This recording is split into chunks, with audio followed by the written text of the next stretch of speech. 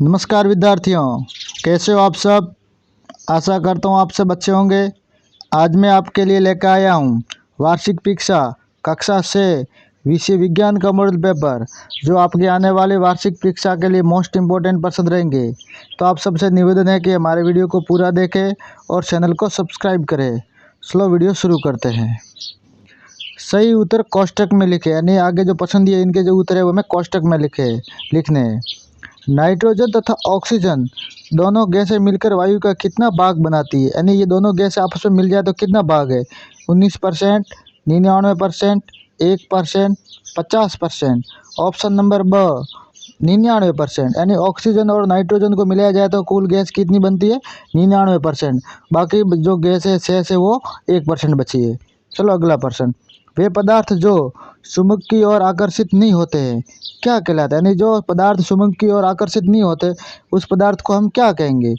प्रतिकर्षी, अचुंबकीय, चुंबकीय, इनमें से कोई नहीं।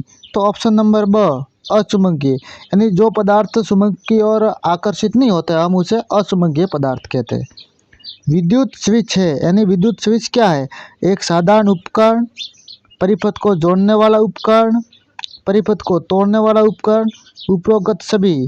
तो ऑप्शन नंबर द उपरोक्त सभी, यानी विद्युत स्विच है वो ये तीनों ही है, तोड़ने वाला भी है, जोड़ने वाला भी है और एक साधारण उपकरण भी है।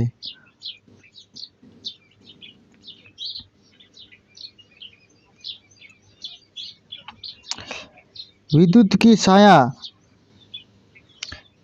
किसी वस्तु की छाया देखने के लिए निम्न में से किसकी उपस्थिति आवश्यक है, यानी छाया को देखने के लिए क्या जरूरी है। प्रकाश स्रोत, अपारदर्शी वस्तु, पर्दा, उपरोक्त सभी। तो ऑप्शन नंबर द उपरोक्त सभी, यानी किसी वस्तु की हमें छाया देखनी है तो प्रकाश भी जरूरी है, अपारदर्शी भी जरूरी है और पर्दा भी जरूरी है, क्योंकि छाया पर्दे पर दिखे जाती है। अपारदर्शी मतलब आर पार नहीं देखना, प्रकाश यानी प्रकाश नहीं होगा तो छाया कैसे दिखाई देगी। लुढ़कती हुई गेंद किस प्रकार की गति दर्शाती है, यानी घूमती हुई लुढ़कती हुई गेंद होती है वो किस तरह की गति होती है उसमें। सरल रेखीय गति, घूर्णन गति, वर्तुल एवं सरल रेखीय गति या सरल रेखीय घूर्णन गति। तो ऑप्शन नंबर द सरल रेखीय घूर्णन गति, यानी गेंद होती है वो सीधी दिशा में जाती है और लुढ़कती हुई घूर्णन करती हुई जाती है।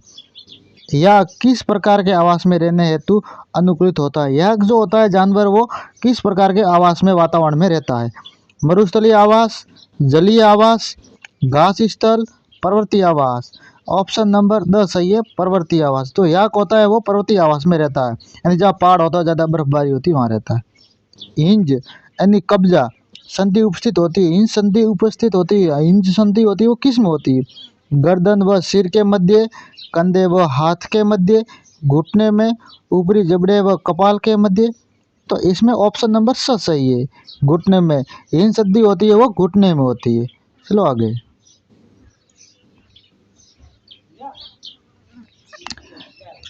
निम्नलिखित में से कौन सा स्त्री केसर भाग नहीं है, स्त्री केसर का भाग कौन सा नहीं है। वर्तिका, वर्तिकाग्र, प्रागकोश, अंडाशय। तो इसमें ऑप्शन नंबर सही है, प्रागकोश है वो स्त्री केसर का अंग नहीं है। पृथक्करण की पृथक्करण की निष्पादन विधि में से सबसे महत्वपूर्ण कारक है, यानी कौन सा महत्वपूर्ण कारक है पृथक्करण के अंदर। कृषिक, जल, वायु, अशुद्धियाँ। तो ऑप्शन नंबर वायु, यानी पृथक्करण के लिए आवश्यक कौन सी होती है, वायु। गिलास बनाने के लिए उपयुक्त पदार्थ नहीं है, गिलास बनाने के लिए कौन से पदार्थ का उपयोग नहीं होता है। कागज, प्लास्टिक, कांच, धातु। तो ऑप्शन नंबर कागज, कागज से गिलास नहीं बनाया जाता। हमारा शरीर सूर्य के प्रकाश की उपस्थिति में कौन सा विटामिन बनाता है, नहीं हमारा शरीर है वो सूर्य की प्रकाश की उपस्थिति में कौन सा विटामिन बनाता है। Vitamin A, vitamin B, vitamin C, vitamin D. तो option number the vitamin D, सूर्य से हमें विटामिन डी मिलता है।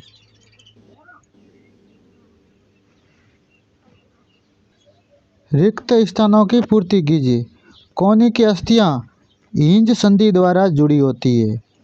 पुष्प के केंद्र में स्थित भाग को स्त्री केसर कहते हैं।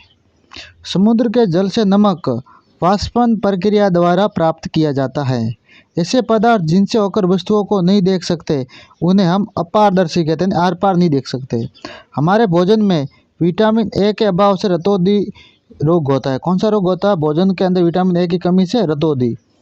निम्नलिखित में से सत्य और असत्य कथन साधना है। पौधे, जंतु तथा सूक्ष्म जीव संयुक्त रूप से जैव घटक बनाते हैं, ये सत्य है। 1 किलोमीटर में 100 मीटर होते हैं, असत्य है। जब प्रकाश के पथ में कोई पारदर्शी वस्तु आ जाती है तो छाया बनती है, ये असत्य है, क्योंकि अपारदर्शी वस्तु आने पर छाया बनती है।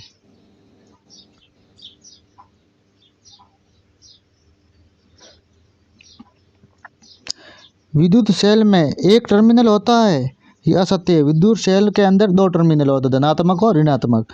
बेलनाकार चुंबक के केवल एक ध्रुव होता है, ये असत्य है। हर एक चुंबक के 2 ध्रुव होते हैं। मध्य शिरा किसे कहते हैं? पत्ती के मध्य में पाई जाने वाली मोटी शिरा मध्य शिरा कहलाती है। संघन किसे कहते हैं? जल वाष्प के द्रव अवस्था में परिवर्तित होने की प्रक्रिया संघन कहलाती है। धातुओं से क्या अभिप्राय है? वे पदार्थ जिनमें एक प्रकार की द्युति यानी चमक होती है, जो प्राय धातु होते हैं, यानी धातु हमेशा चमकीली होती है। स्कर्वी रोग के कोई 2 लक्षण लिखिए। मसूड़ों में खून निकलना, घाव भरने से अधिक समय लगना, ये स्कर्वी रोग है। आगे,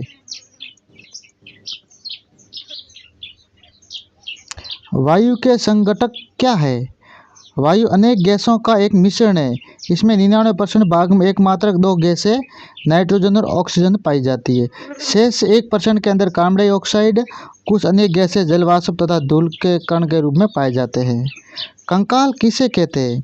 हमारे शरीर की सभी अस्थियां शरीर को एक सुंदर आकृति प्रदान करने के लिए एक ढांचे का निर्माण करती है। इस ढांचे को हम कंकाल कहते हैं। आवास और अनुकूलन में क्या अंतर है? लिखिए। आवास किसी सजीव का वह परिवेश होता है जिसमें वह रहता है, जबकि अनुकूल किसी पौधे या जंतु में पाए जाने वाले विशिष्ट रचना एवं स्वभाव होता है, जो उन्हें किसी परिवेश में रहने के योग्य बनाते हैं, उसे हम अनुकूल कहते हैं। चलो अगला प्रश्न।